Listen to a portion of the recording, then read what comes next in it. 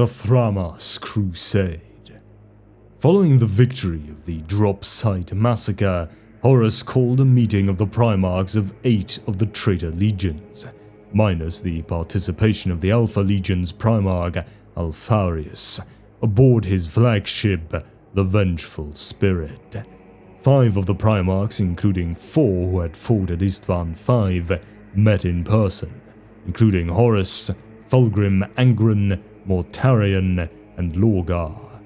3 appeared through the use of hololithic emitters that transmitted their signals through the warp, including Perturabo Conrad Curze and Magnus the Red, who had only recently joined the traitors after the scouring of Prospero when the broken remains of his 15th Legion had been transported by Tzeentch into the Eye of Terror to the planet of the Sorcerers.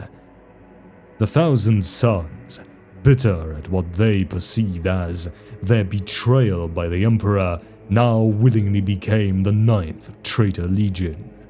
The Council of Traitor Primarchs made their plans for the next step in their war against the Emperor, and then each legion went its way according to its assigned role. In 07M31, Conrad Curze's fleet departed, bound for the planet of Sagualsa, a remote world in the eastern fringe that lay shrouded in the shadow of a great asteroid belt. From there, the Night Lord's Legion's Terror troops would begin a campaign of genocide against the Imperial strongholds of Heroldar and Thramas, star systems that, if not taken, would leave the flanks of the Warmaster strike on Terra vulnerable to attack. This campaign would also delay the Dark Angels Legion from reinforcing the Loyalists. The Thramas system was of particular importance, as it comprised a number of Mechanicum Forge worlds whose loyalty was still to the Emperor. This bitterly contested campaign, known as the Thramas Crusade, dragged on for nearly 3 standard years. In an attempt to sway his brother Lionel Johnson to Horus's cause, the Night Haunter left a deep void beacon in the patrol path of one of the Dark Angel's Outrider vessels. The beacon was set to transmit coordinates in advance, so that the 2 Primarchs could meet and parley on the planet of Tsagualsa. Night Haunter wanted to break his former brother either mentally, physically, or both to obtain his objectives. The Primarchs were accompanied by 2 warriors from their personal honor guards to the parley. The meeting began amicably enough between the 2 as they conversed with relative civility. This amity lasted only until the Night Haunter slandered L. Johnson, and in return, the Lion struck his former brother.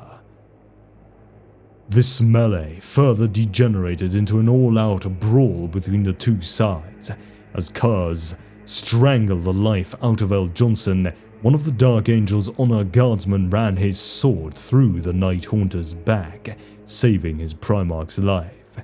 Eventually, both legions sent reinforcements in response to this incident. Each side dragged away their respective Primarchs from the scene of the combat. Both Primarchs survived this brutal confrontation and went on to continue the contest between their legions for control of the Aegis sub-sector. The Battle of Perditus in 08M31. The Dark Angels received intelligence from an astropathic message from the nearby Perditus system about traitor movements. They immediately moved to intercept. Upon arrival, they interrupted the month-long conflict between the Iron Hand's 98th Clan Company, led by Cassalier Loramec, and the large Death Guard contingent, led by First Captain Callus Typhon. Both sides had been fighting over an ancient sentient device, known as the Tochalcha engine. This device was part of a triumvirate of similar sentient devices, another being the Ouroboros and a third, unnamed engine, which when combined could create temporal rifts that bridge space and time. On its own, the T'Challa was capable of precise and extremely efficient warp jumps. Faced with the prospect of fighting the entirety of the much larger 1st Legion fleet, both sides retreated from the planet's surface at the Lion's request. Wary of both sides' motives, especially those of the Death Guard's first Captain Callus, the Lion prevented the device from falling into the Death Guard's hands. Johnson proceeded to serve his own ambitions and requisitioned the device for his own use. He ordered the destruction of Perditus, much to the consternation of both commanders. He used the T'Challa engine to make a warp jump, but during their sojourn through the Imperium, the Dark Angels were beset by demons. The Lion reinstituted his Legion's Librarian Corps to fight these nefarious warp-spawn creatures. As this was in direct violation of the Emperor's decree absolute at the Council of Nicaea, this caused a dispute within the Legion that eventually came to a head when the enraged Lion slew Chaplain Nemiel.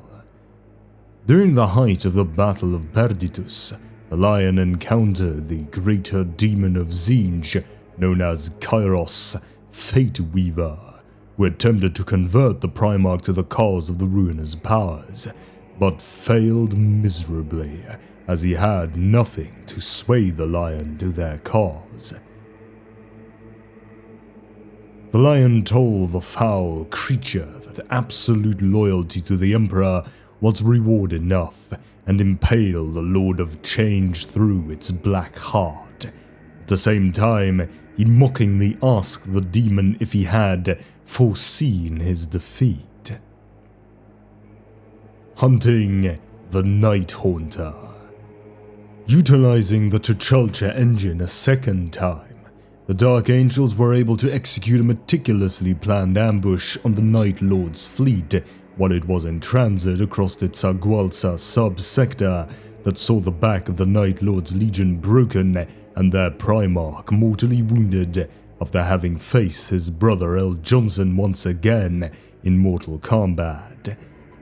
Thanks to the skilled coordination and superb execution of the Lion, the Night Lord's fleet was devastated, losing dozens of capital ships and approximately 1/4 of their Legion fleet to the Dark Angels' assault. Unfortunately, the remainder of the Night Lord's fleet fled the Dark Angels' wrath, taking their critically wounded Primarch with them before the Lion could finally end his wretched life. Later, after a period of recovery, Curze, his first Captain Zapath, and the elite Night Lord's Ultramarines Terminators led a desperate boarding assault action upon the Dark Angels' flagship, Invincible Reason. This resulted in the death of all but a dozen of the Ultramarines and the capture of Zapath and the remaining survivors. Conrad Curze fled L. Johnson's wrath, evading the Dark Angels for solar months, stalking the shadows within the bowels of their flagship, and continued to wreak terror and chaos amongst the mortal crew. The Night Lord's Primarch also killed every hunter-killer team sent by the Lion to hunt him down. After losing several squads of Dark Angels, the Lion himself took up the hunt for Curze, stalking him throughout the Invincible Reason for the next 16 solar weeks. However, he could not find his elusive brother Primarch. At some point, the remaining Night Lord's captives somehow managed to effect their escape and fled into the void.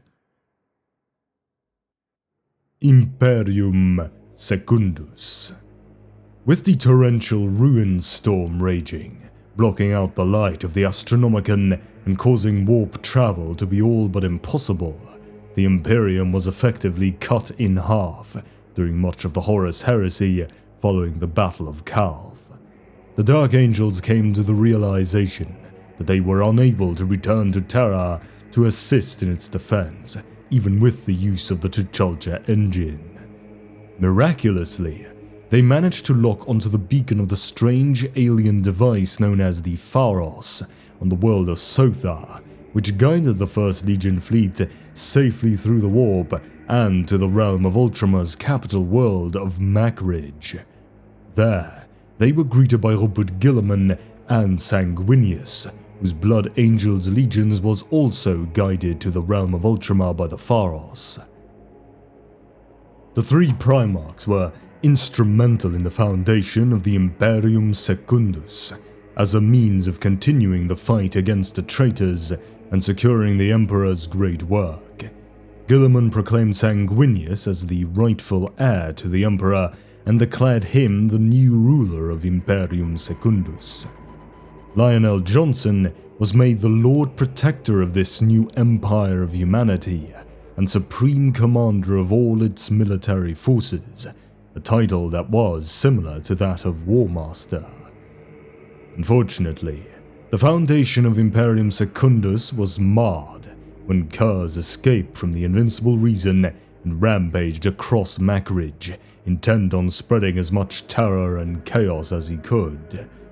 Eventually, both Guilliman and the Lion confronted the cornered Curze. Their attempts to kill him were unsuccessful, as the Night Lord's Primarch had laid a cunning trap. He brought down an entire chapel upon the two Primarchs through the use of planted explosives and fled the scene. Guilliman and the Lion were only saved through the direct intervention of the loyalist Iron Warrior's warsmith Barabbas Dantior, who was communicating with Guilliman at the time of the attack through a portal that was opened by the Pharos. On instinct, he reached through the portal and pulled the two Primarchs to safety on Sothar. The Battle of Zapath.